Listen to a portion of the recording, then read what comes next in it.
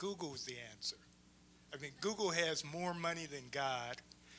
They take all the information, the content that the Tribune or the Sun-Times or whomever puts out there.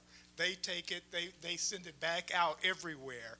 They make the money off of it. In the meantime, these other mainstream media operations are not making money. The record company, not very long ago, cut a deal where they now have to pay them. Google has to pay them some amount of money to use their product.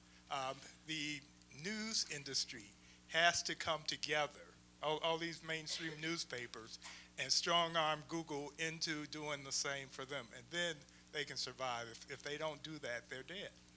I think that's a fine idea, but I'd also like to point out that Google as a platform is dumb. Google, it doesn't have anybody filtering the news. It doesn't have anybody weighing whether one story is more important than another. When you go into Google News, you'll often find ridiculous blog posts among stories from the New York Times, Wall Street Journal, etc. And that's because there's nobody filtering that content.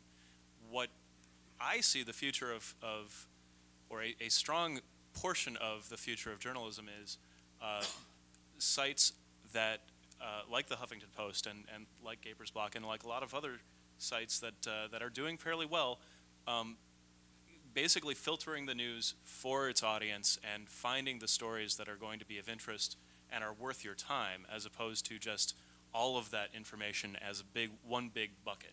Just opening the fire hydrant. I want to go back to what Monroe said. I think he's obviously absolutely right.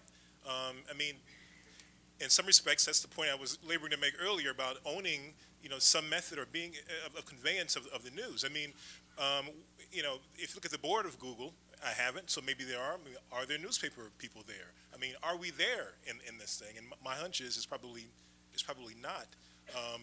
But I think you're absolutely right. I mean, I think you're absolutely right.